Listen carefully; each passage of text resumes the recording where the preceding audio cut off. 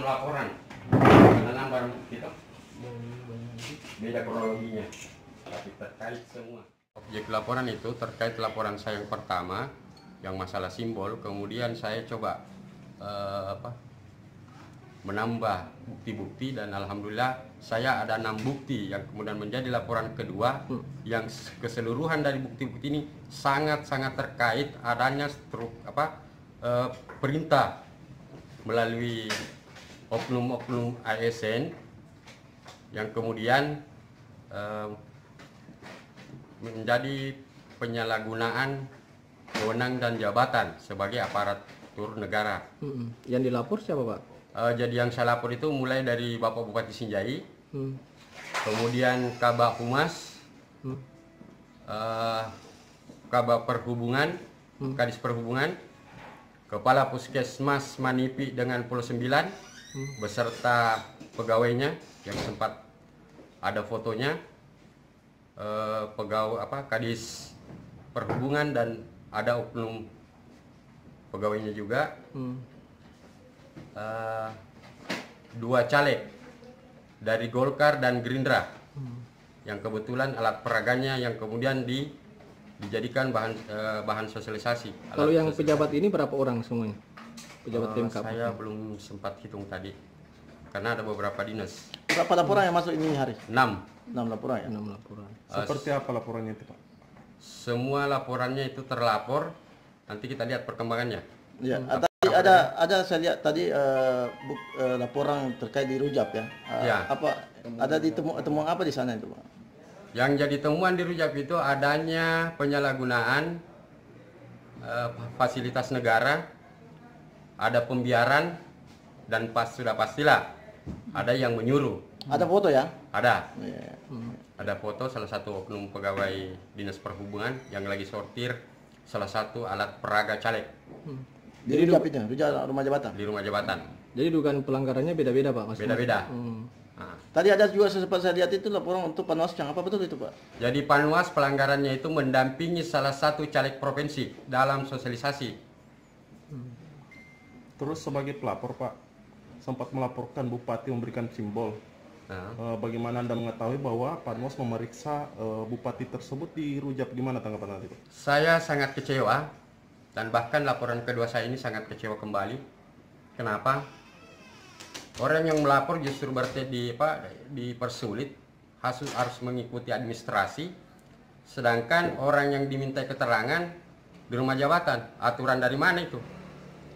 Tidak ada aturan, semua sama di mata hukum. Ini yang ganjil buat saya, Bawaslu. Jadi saya minta Bawaslu pusat, provinsi turun ke Sinjai. Kita lihat apakah bukti saya yang saya tidak bisa pertanggungjawabkan atau Bawaslu ada yang main-main. Karena saya akan cari humas ini terkait dia kepala rumah tangga, rumah jabatan. Umum. Oh, Kabak umum Umum. yang Kabak Umum. saya klarifikasi umum apa? Saya bukan humas. Kabak Umum ya. Kabak Umum. Umum yang terkait kepala rumah tangga. Memfasilitasi apa maksudnya? Di sini sebenarnya bukan memfasilitasi karena ini kan rumah jabatan. Dia kan yang punya tanggung jawab. Ada pembiaran begitu ya. Ada pembiaran Pembiaran atas? atas tanggung jawab dia. Sortir Media. surat suara ini salah satu caleg DPR RI. Salibnya bisa disebutkan, Pak? Mungkin agak ini kan masih dalam tahap laporan ya. Oke. Nanti bisa minta klarifikasi kan. Dari partai mana? Dari Partai Gerindra. Jadi laporannya atas nama pribadi, warga atau kelompok, Pak? Pribadi. Pribadi. Iya. Kita sebagai warga atau ada Masyarakat biasa. masyarakat biasa ya. Oke. Sana.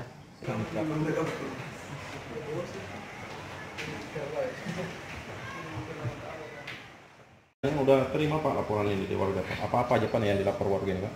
Ya, jadi sementara kita menerima laporan, ada 6 laporan yang dimasukkan oleh warga dan ada beberapa sudah selesai kita terima dan sementara juga masih berproses. Apa-apa aja itemnya, Pak? Yang sementara sudah kita terima ada kegiatan yang diduga itu terjadi di rumah jabatan yang sortir bahan kampanye salah satu peserta pemilu.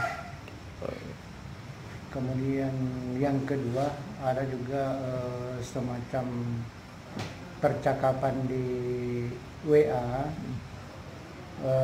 terkait yang diduga bahwa itu dilakukan oleh ASN yang mengarahkan dukungan kepada salah satu peserta pemilu.